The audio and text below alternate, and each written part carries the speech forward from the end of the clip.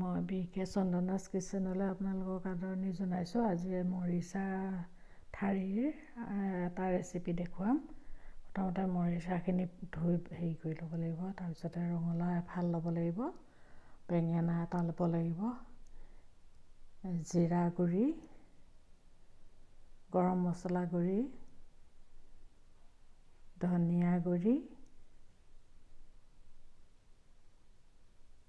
জলকীয়া গুড়ি আৰু হালধি ল'ব লাগিব। লগতে সৰিয়হ বটা ল'ব লাগিব আৰু এটা আলু ল'ব লাগিব।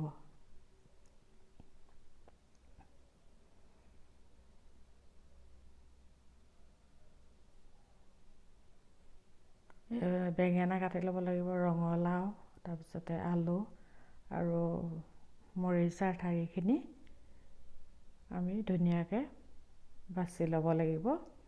তাৰপৰা এখন কেৰাহীত জোখমতে তেল দি চিমত জুইটো ৰাখিব লাগিব। তাতে মই এতিয়া পাঁচফোৰণ দি দিম। পাঁচফোৰণৰ লগতে আপোনালোকে ইচ্ছা কৰিলে বেছিকৈ জ্বলা খাই যদি দুটা জলকীয়া দি দিব পাৰে।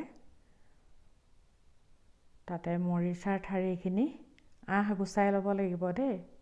তাৰপৰা টুকুৰি টুকুৰিকৈ কাটিব লাগিব।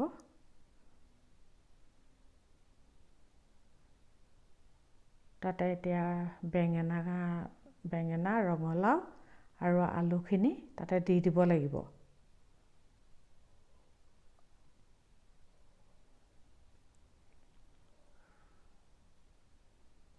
তাৰপৰা এইখিনি অকণমান তেলটো চবফালে লগাকৈ লৰাই দিব লাগিব।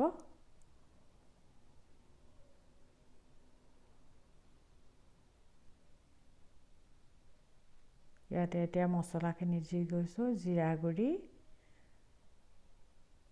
গৰম মছলা গুড়ি,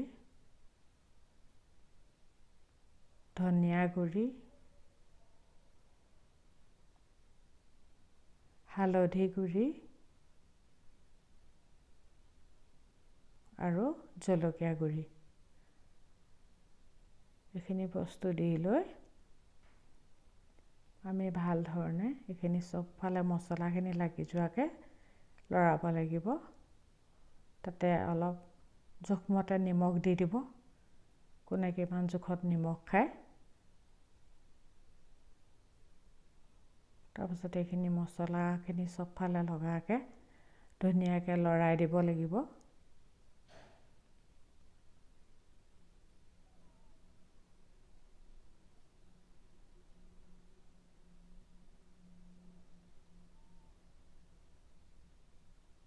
জুইটো কিন্তু চিমত ৰাখিব লাগিব দেই, বেছি জুই দি দিলে জ্বলি যাব পাৰে।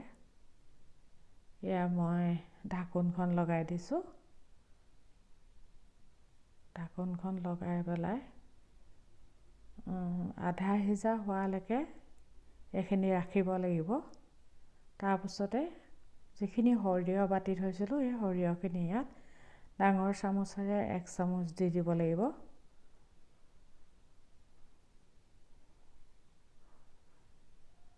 দি পেলাই সৰিয়হখিনি চবফালে লাগি যোৱাকৈ লৰাই দিব লাগিব।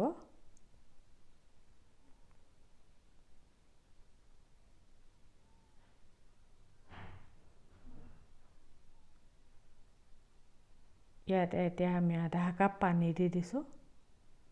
পানী দি ভাল ধৰণে লৰাই দিম।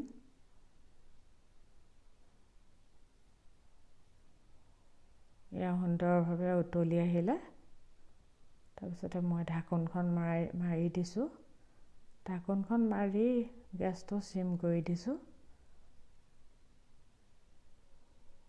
তাৰপিছত মাজে মাজে চাই লৰাই থাকিব লাগিব। এনেধৰণে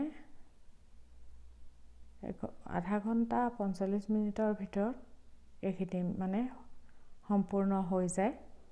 খাবলৈও ইমানেই সোৱাদ লাগে নহয়, আপোনালোকে বনাই খাই চালে বুজি পাব।